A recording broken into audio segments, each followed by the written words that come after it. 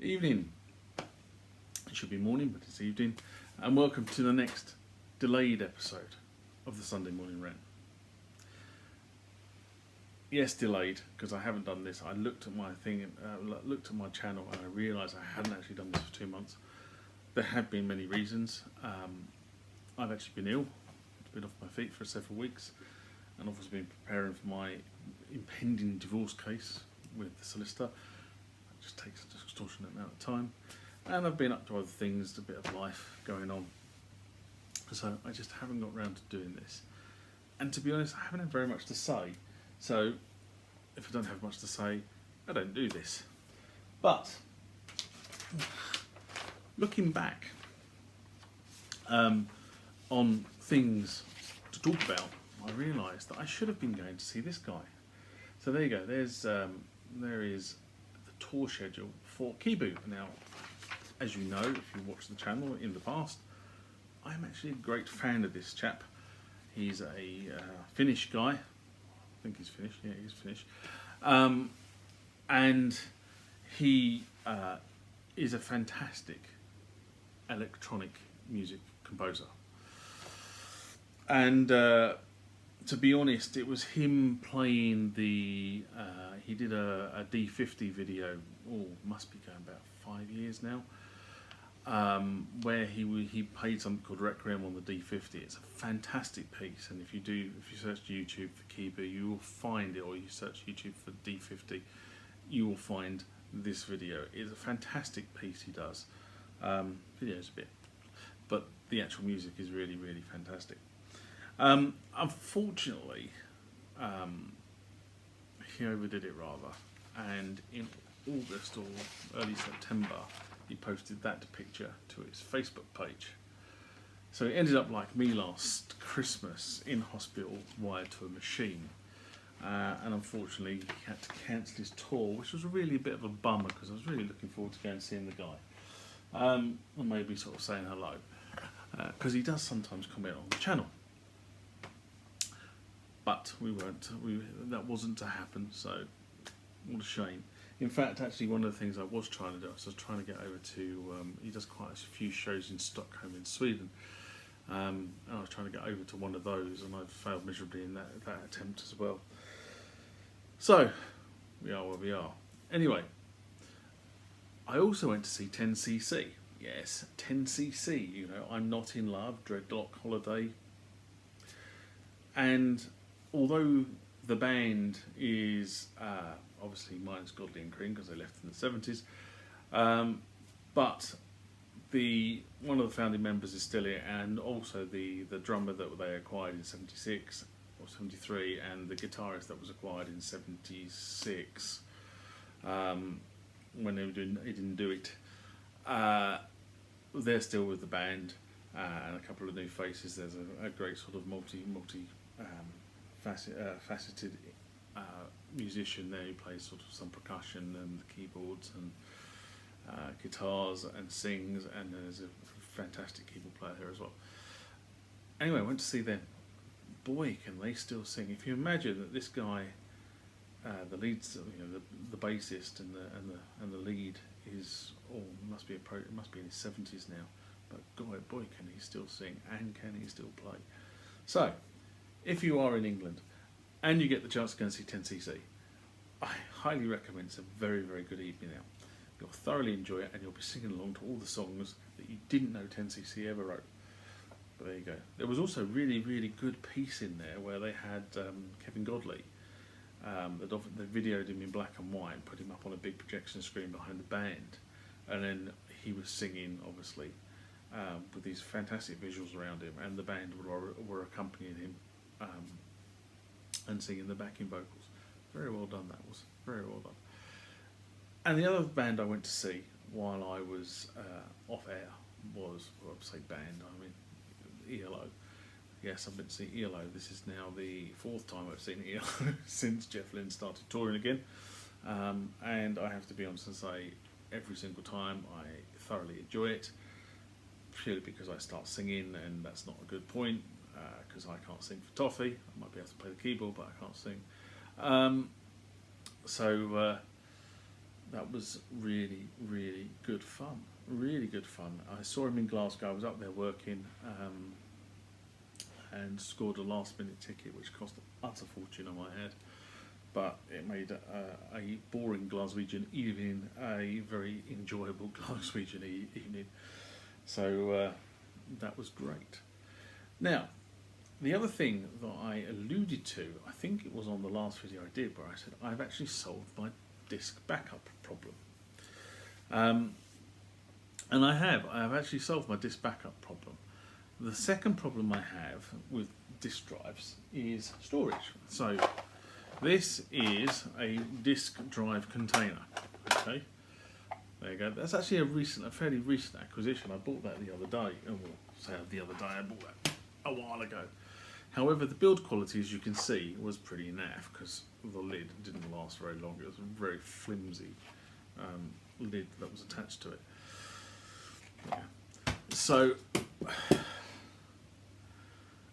I've been looking for a better solution to that. Now, what I've seen online is boxes like that, which I'm not going to buy again because they just break, and boxes like this. There you go. That's full of Roland S50 discs. No, that's 750 discs actually. That's full of Roland 750 discs. And most of those are second hand. You can't seem to buy brand new disk storage. I suppose we've all moved away from using 3.5-inch floppy disks. So nobody makes, it's the same thing I had with the whole MIDI scenario. Everybody assumed everybody had gone USB and therefore there was no requirement for MIDI. You got that wrong. Well, there's no requirement for floppy disk storage. Guess what? You got that wrong as well. So I've been looking around at various alternatives, and what I did was I actually came up with this, and I think this is actually quite a cool solution, to be honest. So this is a storage, bought from a local DIY store, and it's a storage insert to go in a box. Not particularly expensive, about £4 or £5 that was, but it will take a whole host of discs in it, and as you can see, I've been busily duplicating my Korg T1 T-series discs. So they're all the ones that I've currently duplicated and are sitting on my hard drive as images, and I will start to burn those off as discs so that I can use them on my T1s, so this lot can go into storage. That's the whole idea, is to try and save the originals. And I've just started work on doing the same thing on the Roland discs that I've got. So I've got some S50 discs, some S50. Sorry, they're S750, they're S50, and also the Yamaha discs that I've started to acquire. So I've got some more of these, but these are actually discs for the Yamaha TX16W. An interesting point actually on the 16W is I think when I got the 16W, I sort of waved it under the camera and said, "Look, it's got an operating disc," and didn't think an awful lot about it. But it also turns out on the 16W that you don't want to be using the Yamaha operating system disc. Really, what you want to be using is this Typhoon 2000 operating system for the 16W from New Edge. Now, I didn't know that. And I did actually manage to get hold of, I've got somewhere here, I've got the original Yamaha operating system disc for the 16W, but I've only recently acquired it and I haven't had a chance really to play between the two to work out which one's better. But most people on the internet say use the Typhoon operating system, don't use the Yamaha operating system. It really is dire. So I will play between the two and see what I think, but I suspect, if most people on the internet have said one thing, then it's probably not a million miles away from the truth, but there you go. So you really need, for the 16W, you need the Typhoon operating system. Hey ho! Anyway, I've got a whole raft of discs to duplicate. I've brought these in from the studio to do, so I think I've showed this before. This one just escaped. But there's a whole library of the original Roland L discs that need to be duplicated and stored as images, and then that can all go into that storage solution and away to long-term storage, because the whole idea of this exercise has been not necessarily to duplicate the discs, but to actually save the original discs, because these things are getting very old, and if you constantly use them in the machine themselves, they are eventually going to break. They will wear out. It's only depending on how good the disc was when it was manufactured. You've no idea who made a lot of these discs, because when you look at a disc, so let's take this one for argument's sake.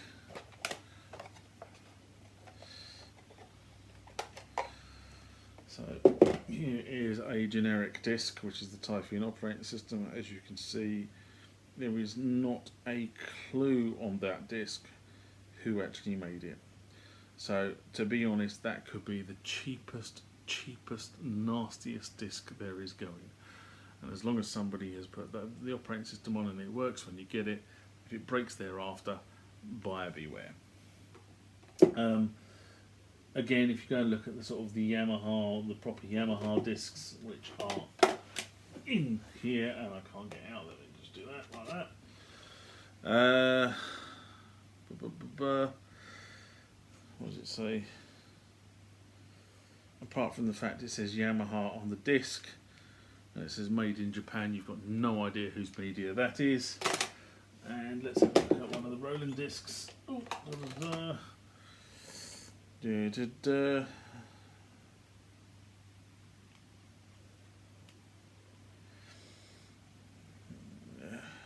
once again, there is absolutely nothing on there apart from it says Roland on there, which Roland wouldn't have made these discs. They would have been made by somebody else, of course, and made in Japan. So you've got no idea how good the quality. I suspect the ones from the Roland, the Yamaha, are better quality, but when you buy discs from people on the internet who are selling some of the original copies, if you like, you've got no idea what discs they've put. They'll just be generic discs from somewhere. So the faster you can get them off on an image, like I'm trying to at the moment, to preserve these things for future, the better. Anyway, as I said, these things are inserts into a bigger storage solution. Now there's the storage solution. In goes the box. Bang. I can go off to storage when I'm finished with it. Job done. Anyway, I've ranted off. That's enough for me tonight. Just to ease me back into the things of ranting. Although I didn't have a lot to rant about. I did go away to Bulgaria while I was away. I've actually been to Africa and Bulgaria while I've been off there. Never been to Bulgaria before. They have this funny currency called the Lottie. Yeah, there's 1,000 Lotties. It's worth about £5. Yeah, it's always interesting when you get to use other currencies. Yeah, I've got 1,000 Lottie. I had 10,000 Lottie. Well, that's about £50. Very good place. If you've never been to Bulgaria, I highly recommend it. Very nice people, fantastically clean city. Budapest, a wonderfully clean city. I'm quite impressed with Budapest. And I said, the people there very, very friendly. They all speak the universal language, which is English, because that's brilliant. Because I don't speak very good Bulgarian. It's good because I went to Hungary actually. I think it's time to sign off, isn't it? See you later. Bye bye. So this is the point in the video where I turn around to you, my viewer, and say, if you enjoyed the content of this video, please give it a thumbs up. The way the Google and YouTube analytic engines work is that the more likes you get against a video, the more it gets promoted by YouTube and Google, and therefore more people with the similar interests to what you have and I have get to see this content. This channel is driven by my love of music technology. That's what it's called, the Music Tech Guy for. If you've got queries, want to ask questions about themes or issues I raise on this channel, please do put your comments into the comment section below the video, and I will try to address whatever issue it is you've raised or whatever question you've raised. If it's something to do with me making future videos in terms of how to do something on a particular piece of equipment I possess, please feel free to say that as well. I can't promise to make videos on all the requests I get, but I do have a jolly good go at making most of them. Around about here is the subscribe button. Again, to do with the YouTube and Google analytic process, the more subscribers the channel gets, the more the channel gets promoted, and the more people get to see the content that you have obviously just watched. If you want to see my latest video, it will be in one of these two boxes on this side of the screen. Also, there is a second box there, and that video will be chosen for you by YouTube based on your YouTube preferences. I look forward to the next time that we interact, and I do mean interact because I always enjoy reading your comments back to me. But for now, bye bye.